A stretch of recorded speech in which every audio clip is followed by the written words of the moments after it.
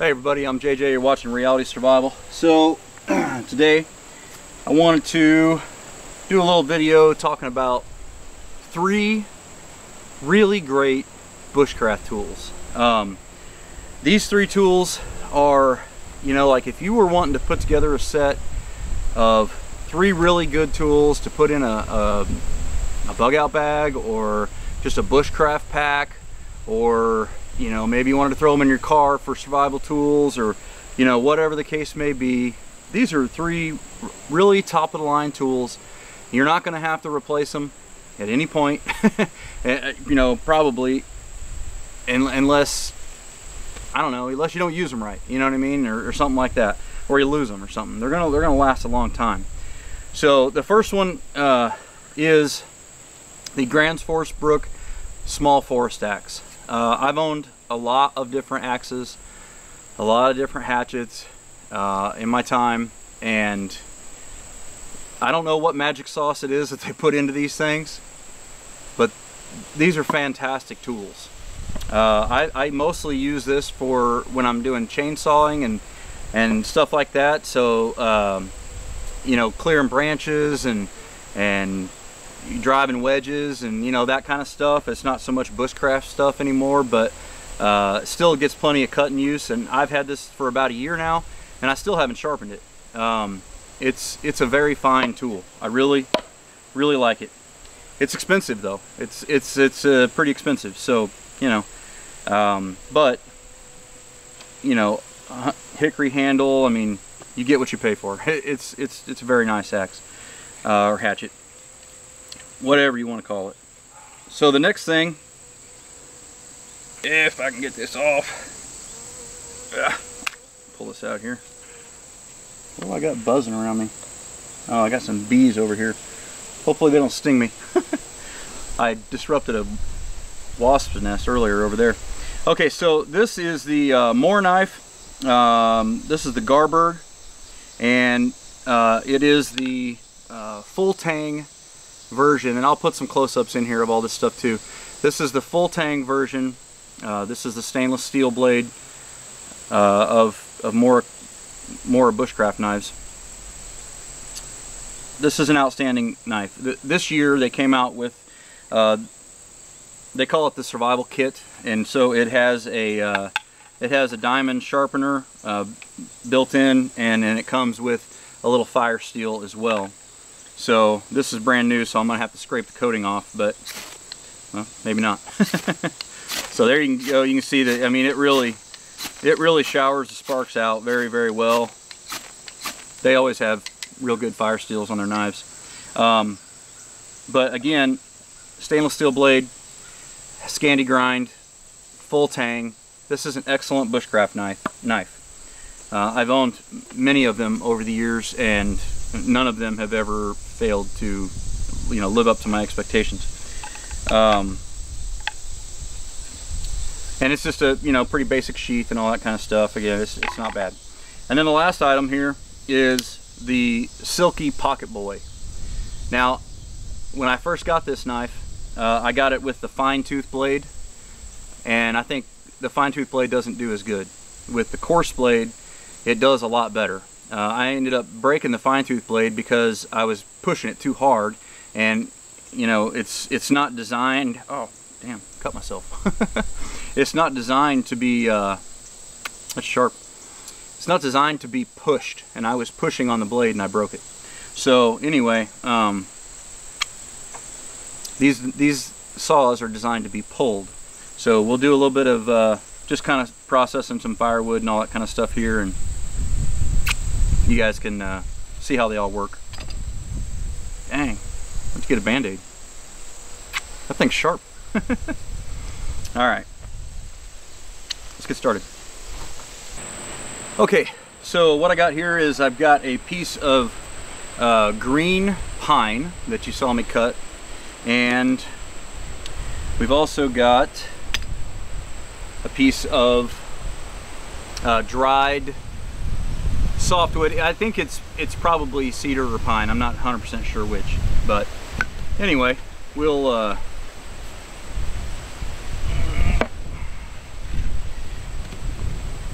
we'll start with just cutting off a piece of this here, making this a little bit more reasonable length to work with, and just to show, you know, how well it works. Again, you got to remember, this saw is made to be pulled, not pushed. So you pull when you're digging in, and then just slide it forward easily. If you do that and you let the saw do the work, it's a pretty awesome saw.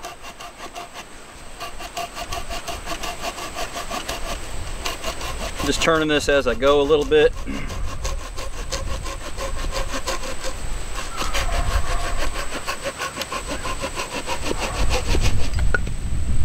There you go. So that's about it's almost 4 fingers wide. So, you know, pretty good width, you know, for bushcrafting kind of stuff, and, you know, breaking down things and all that kind of jazz. Let's see here. What do we want to do next? Well, let's go ahead and we'll just split this with the axe.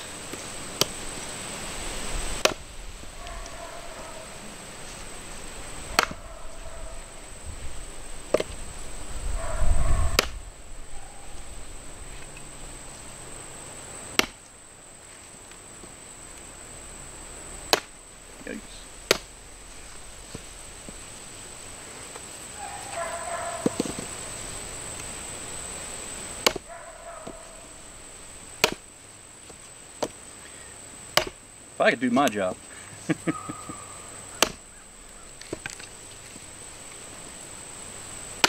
There we go.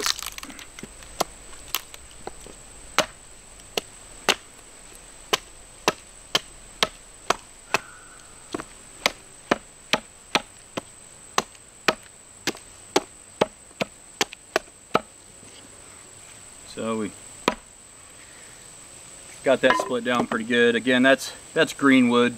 Dry wood's going to split a little easier, most likely. And you got a lot of sap and stuff with green wood, so let's throw that down. My dogs are all excited because I got up on the four-wheeler and I came down here after I went to get my Band-Aid. Now they're up there barking.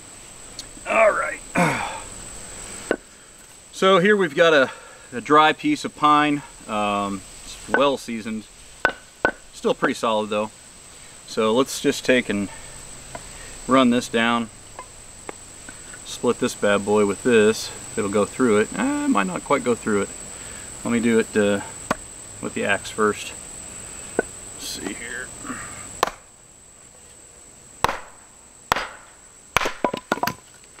we go.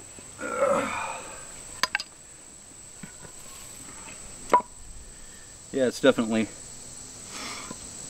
well dried out. Yeah, let me cut this one more time. Kind of making this up as I go. I was going to do a review up in the shop, and I was like, man, you can't do a bushcraft video in a shop. So that's when I decided I'd come down here. Alright.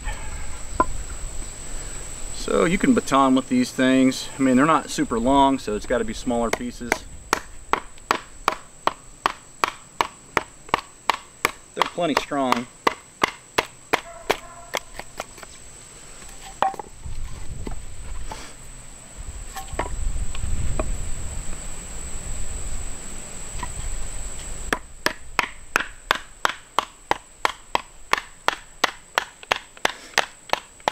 I've seen a lot of guys, they do videos and they say, why in the world would you ever baton a stick? Well, you shouldn't if you don't have to. When people do these videos for testing, it's for the worst case scenario. You can't, it's really wet outside, you can't find any good twigs. You know, you're just having a hard time finding dry wood. And the reason that you baton down inside of a piece of wood is because that wood is still dry. That's the only reason you do it. It's an emergency, last-ditch scenario kind of thing. As a general rule, if you have twigs and stuff around, you know where to look, you can probably find twigs 90% of the time. But in some places, all you have is the hardwood, or the heartwood on the inside to actually find dry wood. This is especially true in tropical environments and places where you get a ton of rain and that kind of thing. So that is why people baton wood. It's just practicing a skill that is a last ditch, I've got to get a fire started or I'm gonna freeze kind of thing. It's not something that most people would do just like for a weekend, unless you just want to, unless you just enjoy doing it. But it's not generally needed in most circumstances. So, all right, so that's just breaking it down into pieces. You can see that it'll do fine for all that. Let's see. I'm a little curious as if the axe will still make any shavings or not. Because it's sharp, man.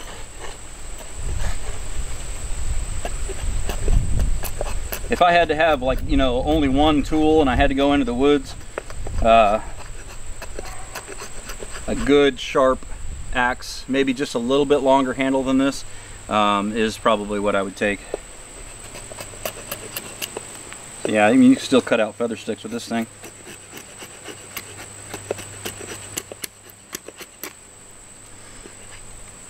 Get a good edge.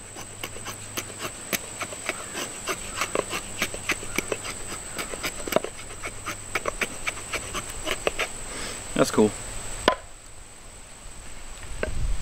Now let's see if the mower will do it.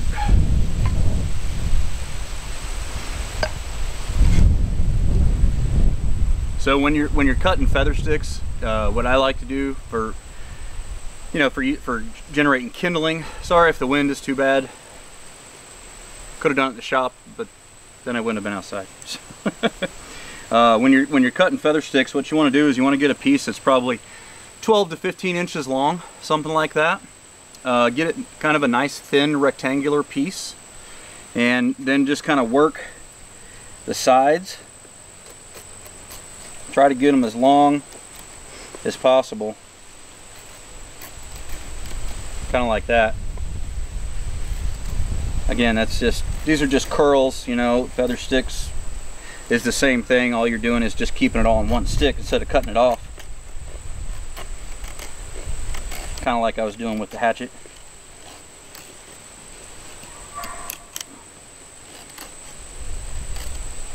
The wood's falling apart on me. Let's see, we got a better side over here.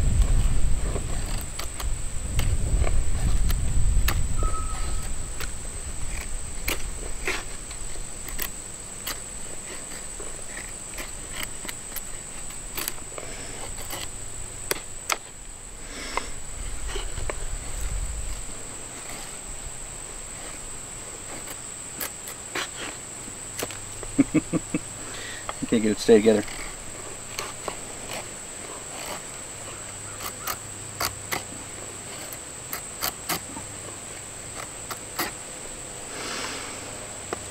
So we're getting some good curls. It's just this wood's not holding together real great for feather sticks.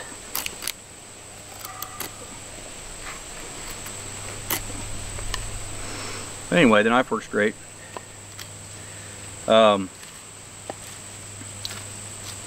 See if we can get some heartwood shavings. So that was just, you call them curls or feather sticks or shavings or whatever you want to call them. They all do the same thing. They're all basically, you know, kindling. And then you can also do heartwood shavings. See if I can get a good position here. It's where you want to hold the knife like this, and then do some long strokes.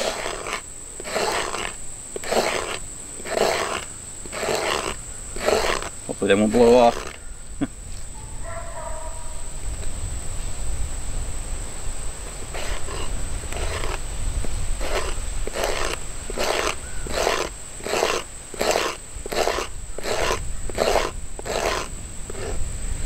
About half of them are blowing off. That's good though. You might even be able to do that with a saw on the backside. I don't know. Let me see.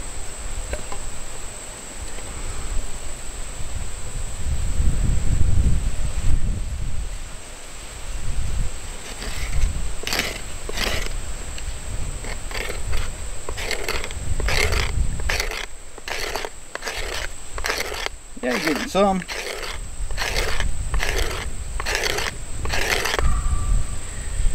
You can use the backside of the knife too. You gotta be careful about cutting yourself, like I did.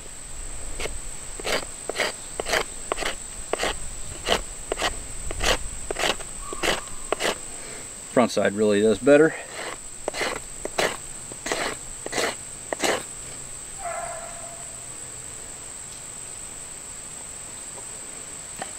So anyhow, I'll show you the difference here. Sorry that was in the way.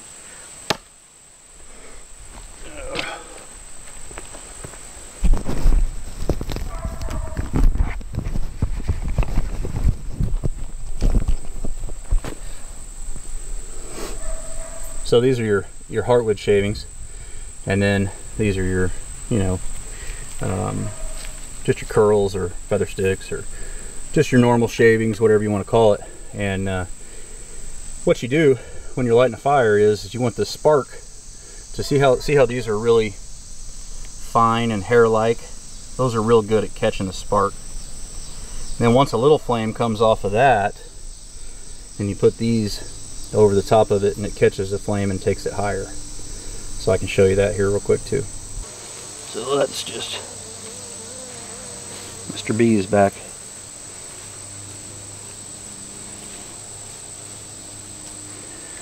What we're going to do is we're going to use this as our brace, and that's to keep the stuff. We can do a cross brace too, just because the way this is laid out. Well, I'll set that on there in a minute.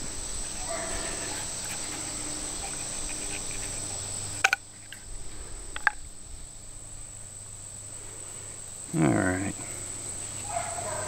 So there's lots of different ways you can do these ferro rods. Personally, the way I like to do it the best is just to hold it and to drive the knife down towards where I want the sparks to go.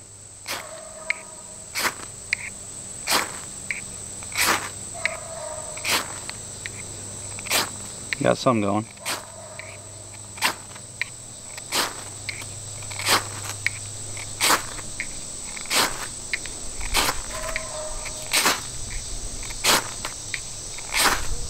Take a little bit to build a little hot spot. Each time you're sparking this, it's making those shavings a little drier. It's real humid out here right now. Go on, Mr. B.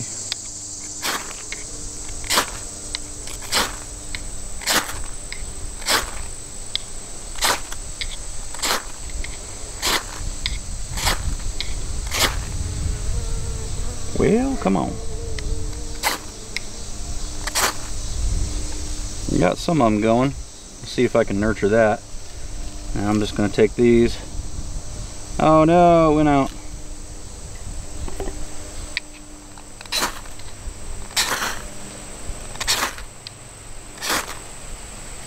Come on.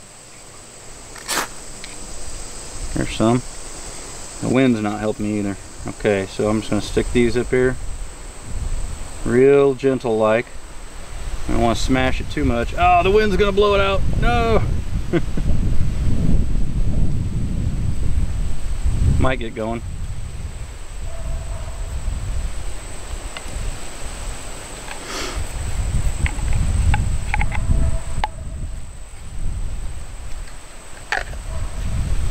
There it is. Woohoo! We did it. Catch me on fire now.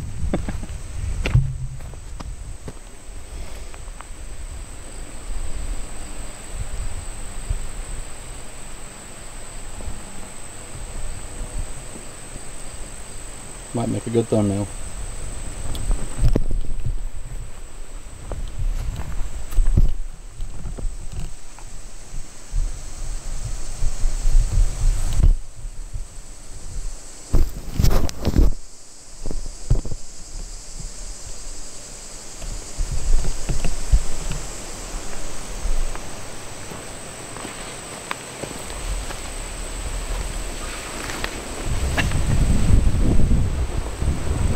Alright, I better put this out before it gets crazy.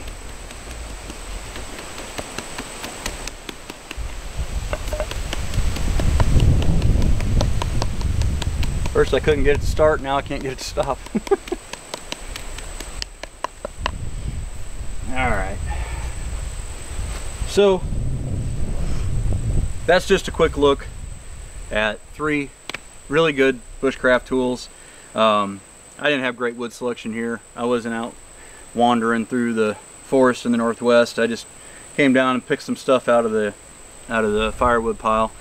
But the Mort Garbird with the survival kit is pretty awesome. It's got a sharpening tool, a diamond sharpening tool right here in the side. It's got your ferro rod right there.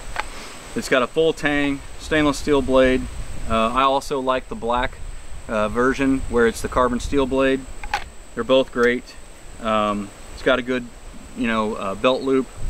And what I do with the lanyard is I take the fire steel and I pull it out, and then I put the just for when I'm in storage, I put the lanyard down over the end, and then put the fire steel in, and that way the knife can't come out. I mean, it's in tight anyway, but it's pretty good. The Silky, sharper than hell. I got the cut thumb to prove it. You just got to know how to use it. As long as you're not pushing on the blade and trying to get it to cut while it's pushing, what'll happen is that'll cause the blade to bind and they'll break. They make replacement blades for them. They're relatively inexpensive. But if you use it right, this is an awesome tool for just carrying around the farm. I throw it in my back pocket all the time when I'm doing stuff, just for cutting branches and clearing things and all that kind of stuff. So it's a nice, small, compact package, and it works really, really well. And then the last thing is, it's almost like an heirloom kind of tool. If you want to buy your son or your father or somebody a really nice present, and it's something that they can keep for the rest of their life, this is one of them, man. I mean, this is a really cool tool, and it's the right size where you can still cut big stuff. You're not going to want to be like cutting firewood with it for your house, but we're talking about like camping trips and bug out bag kind of stuff, and for making small fires, this is just a really good option. So anyway, guys, hope you enjoyed this. As always, appreciate it when you click thumbs up button when you subscribe. We're trying to make a presence over here on Rumble, so if you guys could subscribe on Rumble, that would be awesome. And I'll throw some links to these products down in the description below. You can take a look at them if you want. And don't forget to live the 6 P's. Proper prior preparation prevents poor performance. Stay safe, guys.